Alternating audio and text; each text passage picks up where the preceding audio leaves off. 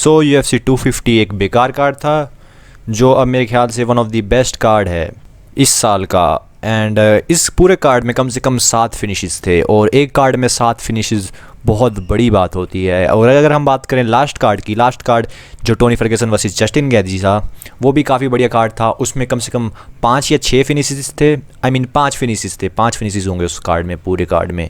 पर उस कार्ड का मेन कार्ड काफ़ी बढ़िया था। और हम बात करें इस कार्ड के मेन कार्ड की, UFC 250 का मेन कार्ड भी काफ़ी बढ़िया था। बस इसमें एक फ़ाइट थी जो मुझे थोड़ी सी ज़्यादा बढ़िया नहीं लगी। मुझे उसके रिज़ल्ट थोड़ा बेकार लगा और वो थी नील मैगनी वाली फ़ाइट। और जो फ़ाइट मुझे सबसे बढ़िया लगी, जिस फ़ाइट के लिए मैं सबसे ज़्यादा वेट कर रहा था और मुझे इंटरेस्ट था, वो था स्टेरलिंग वर्सेस सैंडहेगन। और ये फ़ाइट सच में बहुत बढ़िया थी और मुझे थोड़ा सा लग रहा था कि कहीं ये फ़ाइट बोरिंग ना हो जाए, क्योंकि दोनों ही फाइटर बहुत बढ़िया थे। और मुझे लग रहा था कि कहीं ये नगानू वर्सेस लुइस की तरह ना हो जाए। पता नहीं ऐसा मुझे क्यों लग रहा था, कि मुझे लग रहा था कि कहीं ना कहीं इस फाइट में कुछ बोरिंग चीज़ें ज़रूर होगी। कहीं ना कहीं फ़ाइटर्स बीच बीच में थोड़ा टाइम पास करेंगे, बट ऐसा नहीं हुआ। फ़ाइट शुरुआत से ही काफ़ी बढ़िया थी और एल्जमिन स्टेरलिंग ने शुरुआत से ही डोमिनेट किया सैंडहेगन को। और जिस तरीके से उसने जिजुत्सु दिखाया वो बहुत बढ़िया था। उसने किसी पॉइंट पे भी सैंडहेगन को हावी होने नहीं दिया अपने ऊपर। और इस कार्ड के बाद बैंटमवेट डिवीज़न सच में फायर है, वो बहुत बढ़िया है। अभी बैंटमवेट डिवीज़न मेरे ख्याल से स्टेरलिंग अभी नंबर 1 कंटेंडर है। और UFC बैंटमवेट के लिए पीटर यान वर्सेस जोजे आल्डो फाइट होनी चाहिए। और हाँ, एक चीज़ मत भूलो, मार्ले मोराइज वो भी इसका अभी बैंटमवेट डिवीज़न में। काफ़ी लोग मार्ले मोराइज के बारे में भूल गए, इवन मैं भी भूल गया था। फिर मुझे याद आया कि हाँ, अभी बैंटमवेट डिवीज़न में बहुत सारे ऐसे फाइटर हैं और बहुत सारी ऐसी फाइट्स बन सकती है जो आगे जाके बहुत ज़्यादा एक्साइटिंग होगी। और कोडी गारबेट इज़ बैक। सो वो नॉकआउट बहुत बढ़िया नॉकआउट था और मुझे बताने की ज़रूरत नहीं है कि वो बढ़िया था। उससे पहले भी नॉकआउट हुआ था, सैन ओमोली ने एडी विनलैंड को नॉकआउट किया था, जो एक वेटरन था इस स्पोर्ट में। मतलब उसके पास बैंटमवेट डिवीज़न में सबसे ज़्यादा नॉकआउट विक्ट्री है, कम से कम 8 विक्ट्री है एडी विनलैंड के पास UFC बैंटमवेट डिवीज़न में। और सैन ओमोली ने उसे फर्स्ट राउंड में नॉकआउट किया, वो भी काफ़ी बढ़िया था। वो एक वॉक ऑफ नॉकआउट था, जिस तरीके से मार्क हंट का नॉकआउट होता है। और कोडी गारबेट का भी नॉकआउट मेरे ख्याल से वॉक ऑफ ही नॉकआउट था, जिस तरीके से उसने राइट हुक लैंड किया बिल्कुल परफेक्ट तरीके से और फिर वहाँ से गया, वो एक वॉक ऑफ नॉकआउट था। मुझे थोड़ा सा डर लग रहा था एंड में, क्योंकि कहीं रेफेल खड़ा ना हो जाए वापस, क्योंकि कॉम्बैट स्पोर्ट में एक चीज़ होती है सेव बाय बेल। और जैसे कोडी ने वो नॉकआउट किया था, वो एकदम से बेल बज गई थी, तो मुझे लगा कहीं ये खड़ा ना हो जाए और फिर बाद में कोडी गारबेट को हरा दे, जैसे कि TJ डिल्सा वर्सेस कोडी गारबेट वाली फाइट में होता। उसमें कोडी गारबेट शुरुआत में काफ़ी हावी था और उसने फर्स्ट राउंड में नॉकआउट भी कर दिया था TJ डिल्सा को एंड में, और फिर वो बेल से सेव हो गया था। एंड देन TJ डिल्सा ने सेकंड राउंड में नॉकआउट किया कोडी गारबेट को। तो मुझे लगा कहीं ऐसा ना हो जाए, बट कोडी गारबेट सच में बहुत फास्ट था और बहुत शार्प था इस फाइट में। उसकी स्ट्राइकिंग बहुत बढ़िया थी। और बाय द वे, कोडी गारबेट ने अपना स्ट्राइकिंग को चेंज किया है। उसने शायद वो किसी दूसरे जिम में गया है, मार्क हेनरी के पास, और वो अभी भी टीम अल्फा मेल में है, बट इस फाइट के लिए उसने जिम चेंज किया था। और वो फर्स्ट पर्सन है जिसने राफेल को नॉकआउट किया है बैंटमवेट डिवीज़न में। और मैं सच में बहुत खुश हूँ कोडी गारबेट के उस नॉकआउट से। यही चीज़ थी जो कोडी गारबेट को चाहिए थी, एक ऐसा नॉकआउट जिससे कि फैंस को याद आ जाए कि वो एक चैम्पियन था 3 साल पहले। बस वो थोड़ा सा इमोशनल हो जाता है फाइट में, और जब एक्सचेंजेस होते हैं उसमें वो अपनी चिन को खुली रख देता है और एकदम से नॉकआउट हो जाता है। तो ये सेम चीज़ उसके साथ तीनों बार हुई है। लास्ट 3 फाइट में वो बहुत ज़्यादा इमोशनल हो गया था और ऑफेंसिव हो गया था। नॉकआउट के लिए काफ़ी ज़्यादा वो आगे बढ़ गया था और फिर क्या हुआ, फिर वो खुद नॉकआउट हो गया। सो आई एम ग्लैड कोडी बैक, और आई होप कि वो फ्यूचर में भी ऐसी ही परफॉर्मेंस दे। मतलब कि अब वो अपने गेम प्लान को फॉलो करे, गेम प्लान से बाहर ना जाए। हमेशा जब भी वो गेम प्लान से बाहर जाता है वो हमेशा नॉकआउट हो जाता है। और यहाँ पे तुम DC का रिएक्शन देख सकते हो। मेरा रिएक्शन भी कुछ ऐसा था, मैं लेट के देख रहा था बेड पे अपने फ़ोन में, और जैसे ही वो नॉकआउट हुआ मैं एकदम से खड़ा हो गया और मेरा रिएक्शन भी बिल्कुल DC की तरह था। जिस तरीके से उसका मुंह खुला हुआ है, मेरा भी बिल्कुल वैसा ही था। आई वाज लाइक भाई क्या था ये, मतलब वो नॉकआउट बहुत बढ़िया था। I love that knockout. और तुम जोई रोगन और जॉन एनिक का रिएक्शन भी देख सकते हो स्क्रीन पे। सो अब बात करते हैं मेन इवेंट के बारे में। अमेंडा न्यूनेस वर्सेस फेलिसा स्पेंसर, ये एक 1 साइडेड फाइट थी। इस फाइट में बहुत कुछ जानने को मिला कि न्यूनेस कितनी ज़्यादा इंप्रूव हो गई है पहले से। उसकी स्ट्राइकिंग पहले से काफ़ी बढ़िया है, वो काफ़ी ज़्यादा हेड मूवमेंट शो कर रही थी इस फाइट में। वो काफ़ी ज़्यादा हेड मूवमेंट शो कर रही थी इस फाइट में, और उसने स्पिनिंग अटैक भी किए थे। उसने स्पिनिंग बैक किक करी और उसने स्पिनिंग एल्बो भी लैंड करने की कोशिश करी थी थर्ड राउंड के एंड में, बट वो लैंड नहीं हो पाई थी क्योंकि जैसे ही उसने लैंड करने की कोशिश करी तभी बजर बज गया, मतलब बेल बज गई। और फेलिसा स्पेंसर के पास बेस्ट चीन है, उसने जिस तरीके से वो सारे पंचेस को एब्जॉर्व किया, जिस तरीके से वो डैमेज लिया, मेरे ख्याल से आज तक किसी भी फाइटर ने एमेंडा न्यूनेस से इतना डैमेज नहीं लिया होगा। जितने भी बढ़िया फाइटर हैं लाइक क्रिस साइबोर्ग, राउंडा रोजी और हॉली होम, ये सारे नॉकआउट हुए हैं, बट फेलिसा स्पेंसर बहुत ज़्यादा टफ थी। और ऑल्सो एमेंडा शार्प लाइक अ कैक्टस। और न्यूनेस के टेक डाउन ट्रिप्स, और न्यूनेस ने इस फाइट में कुछ ऐसी टेक्निक्स दिखाई जो आज तक वो कभी अपनी फ़ाइट में यूज़ नहीं करती। बेसिकली मैं स्पिनिंग टेक्निक्स के बारे में बात कर रहा हूँ। और न्यूनेस के जो बेटा होगा या फिर बेटी, उसका नाम होगा रेगन ए न्यूनेस, जो सितंबर में पैदा होगा।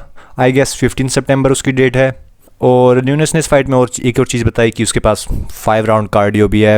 आई डोंट थिंक कि लोगों को इस चीज़ के बारे में शक करना चाहिए कि उसका कार्डियो बेकार है। उसने बहुत बार प्रूव किया कि उसका कार्डियो काफ़ी बढ़िया वैलेंटीना शेवचेंको वाली फ़ाइट में। और हाँ, स्पीकिंग ऑफ वैलेंटीना शेवचेंको, अब न्यूनेस के लिए नेक्स्ट क्या है और कोडी गारबेंड के लिए नेक्स्ट क्या है? आई मीन न्यूनेस ने पूरे डिवीज़न को क्लीन कर दिया है और अब उसके लिए कोई ऐसा फाइटर नहीं है उसके डिवीज़न में जो उसे टक्कर दे पाएगा। अगर हम बात करें मेगन एंडरसन, नहीं यार, उसकी ग्रैपलिंग सच में बेकार है।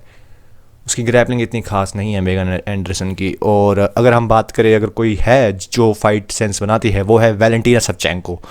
बट इससे पहले भी 2 बार इनकी फ़ाइट हो रखी है और दोनों बार एमेंडा न्यूनेस वो फ़ाइट जीती है और दोनों बार ये फ़ाइट डिसीजन से गई थी। फर्स्ट टाइम एमेंडा न्यूनेस जीती थी और सेकंड टाइम भी एमेंडा न्यूनेस जीती थी, बट लोगों को लगता था कि सेकंड टाइम वैलेंटीना विनर होनी चाहिए थी। आई डोंट नो कि ये अभी फ़ाइट हो गई है नहीं, बट इस साल मेरे ख्याल से अब वो बेल्ट डिफेंड नहीं करेगी, वो नेक्स्ट ईयर बेल्ट डिफेंड करेगी, ऐसा मैंने कहीं सुना था। और हाँ, अगर मैं सोच रहा था कि अगर फ्यूचर में कोडी गारबेंड चैम्पियन बन जाए और नेक्स्ट ईयर टीजे डिल्सा वापस आएगा, क्योंकि वो सस्पेंड हो रखा था इस 2 साल के लिए, उसका सस्पेंशन ख़त्म होगा नेक्स्ट ईयर जनवरी के आसपास।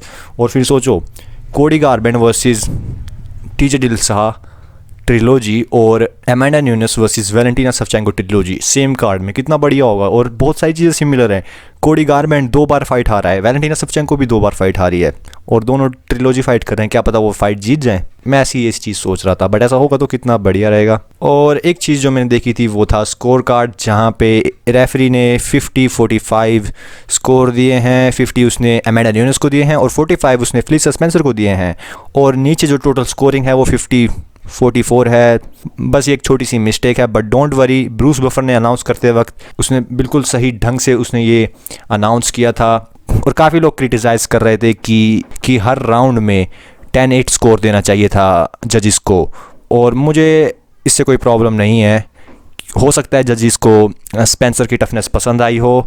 और बाय द वे स्पेंसर की स्ट्राइकिंग बहुत बेकार है और मेरे ख्याल से उसे एक अच्छे स्ट्राइकिंग कोच की ज़रूरत है। और नील मैग्नी वर्सेस एंथनी रोको मार्टिन, ठीक ठाक फाइट थी। मेरे लिए ये फाइट ड्रॉ थी। नील मैग्नी ये यूनानिमस डिसीजन से जीता। मैंने फर्स्ट राउंड रोको मार्टिन को स्कोर किया था 10-9 और सेकंड राउंड भी मैंने रोको मार्टिन को स्कोर किया था 10-9, बट थर्ड राउंड में नील मैग्नी काफ़ी ज़्यादा ऑफेंसिव था और वहीं रोको मार्टिन गैस्ड आउट हो गया था और वो उस राउंड में कुछ कर नहीं रहा था।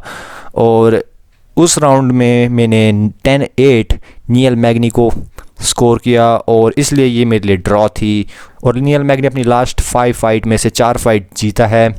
देखते हैं उसके लिए आगे क्या होगा। और मेरे ख्याल से सैन ओमैली को अभी किसी टॉप कंटेंडर से फ़ाइट करनी चाहिए। कोडी सैंडहेगन बढ़िया फ़ाइट होगी, बट वो भी मेरे ख्याल से भी काफ़ी ज़्यादा ऊपर चला गया एकदम से।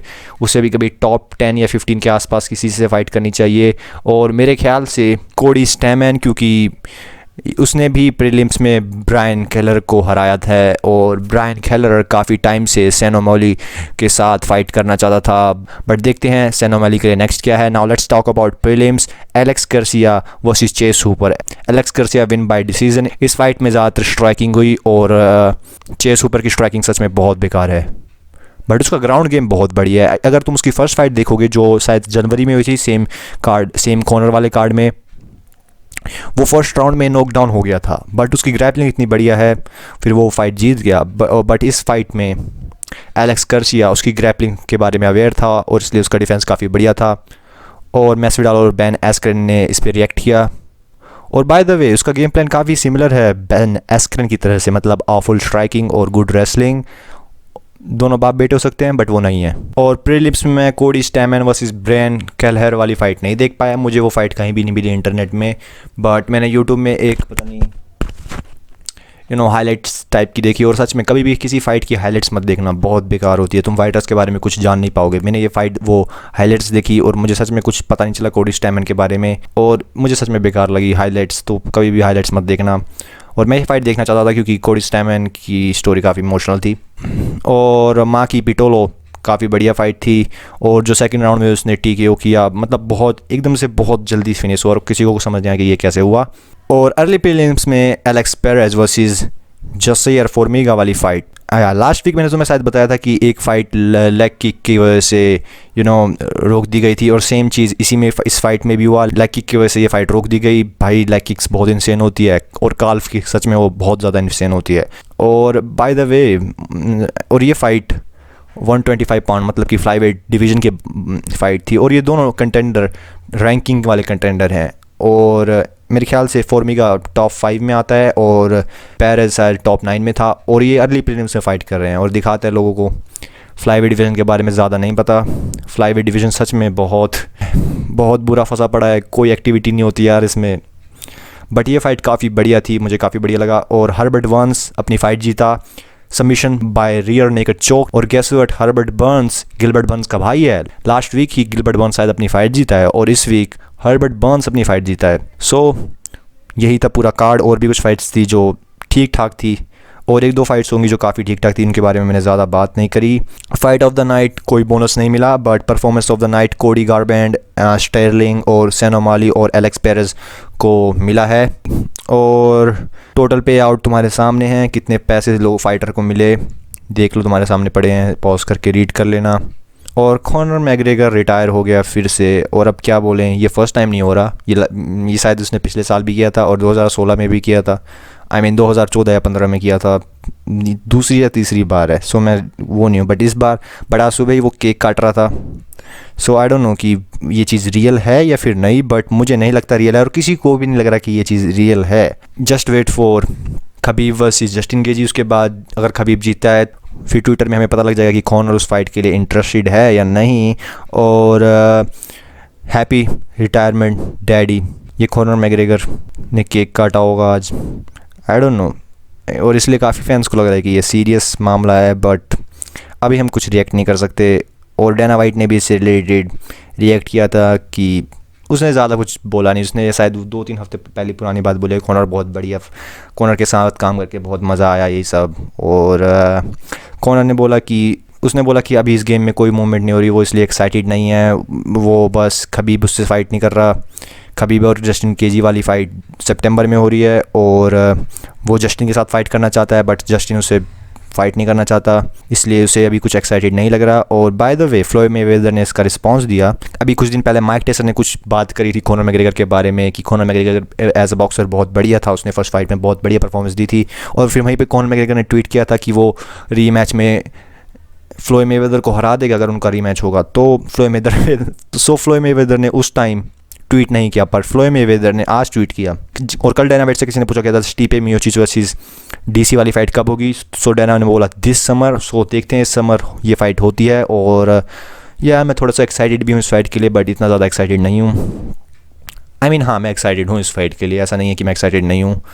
सो बस आज के लिए इतना ही, मिलते हैं नेक्स्ट वीडियो में, तब तक के लिए बाय बाय। हाँ, मैं मैस विडाल के बारे में भी बाद में बात कर लूँगा। Shit is way too easy, I swear it doesn't please me. I'm like a reaper gleaning when I take my pick and squeeze it and feel its power breezing, soon be 6 feet deep. Believe I'm bored of being at the peak, so time to see what lies beneath. What's Gucci, my gamer? What's brewing, my gamer? Got that enchanted shit, Lapis Lazuli, my gamer. Little bitch is always pissed at me no matter what, so they can suck this dick I made with $400. Cause I'm fully stacked diamonds, you want